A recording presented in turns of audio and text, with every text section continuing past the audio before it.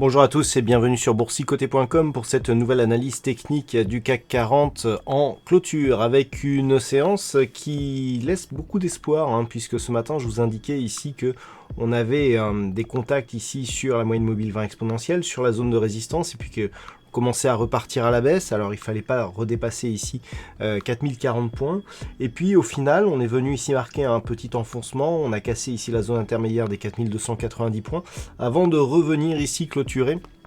sur le plus haut de la séance, quasiment, puisque à 4378,51, à moins d'un point du plus haut, et bien le CAC 40 clôture et gagne 0,62% par rapport à la clôture de la séance précédente. Alors, au-delà du chiffre, ce qui est intéressant surtout, c'est la configuration de cette bougie. Depuis quelques jours, et notamment depuis que l'on est ici au contact de cette zone de résistance, qui avait déjà été clairement identifiée quand on avait commencé ici à reprendre le chemin de la hausse, eh bien ce que l'on peut voir ici, c'est que l'on a des ombres basses ici qui apparaissent sur les bougies. C'est assez intéressant car même si nous avons ici un mouvement haussier qui semble se stabiliser et dont on pourrait même dire qu'il faiblit, eh bien on voit ici qu'à chaque fois qu'on a une phase de baisse, au lieu de partir de manière très forte et très volatile comme nous avions ici sur ces phases, eh bien les investisseurs ici reviennent et au final on a une trajectoire ici qui reste très très proche de cette zone de résistance qui une fois tracée eh bien, nous indique qu'en cas de franchissement on sortirait ici de cette dynamique baissière.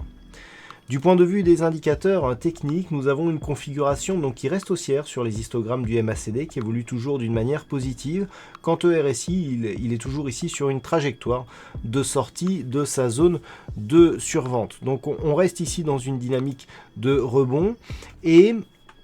malgré le faible volume, eh bien, on sent que on reste au contact ici de cette zone de résistance. Donc sur les prochaines séances, eh bien, c'est assez limpide. Si on parvient ici à franchir cette zone, eh bien, on aura une petite dynamique qui pourrait se créer, qui, si elle est confirmée par une cassure ici des 4570 points, eh bien, pourrait transformer ici ce qui est pour l'instant toujours un rebond technique en signal de retournement, puisqu'il y aurait au moins ici neutralisation de la dynamique par cassure ici de la résistance qui la symbolise. Donc c'est ce qu'il va falloir surveiller pour demain. A l'inverse, si les cours restent ici sous une zone donc qui se rapproche des 4340 points et que l'on repart ici à la baisse, eh bien il ne faudra pas casser la zone des 4040 points car c'est sous cette zone que en cas de rupture, eh bien on pourra avoir ici une forte hausse du stress généré par le mouvement baissier et donc une dynamique qui pourrait reprendre le dessus et qui pourrait même gagner en volatilité. Voilà donc les points à surveiller pour demain et on peut aussi d'ailleurs constater que cette bougie ici arrive alors que certains chiffres concernant l'évolution de cette pandémie, eh bien, commencent eux aussi à nous donner un petit peu d'espoir, ce qui fait que quand la technique ici rejoint quelque part le fondamental, on a des raisons d'espérer ici que cette rupture pourrait arriver prochainement.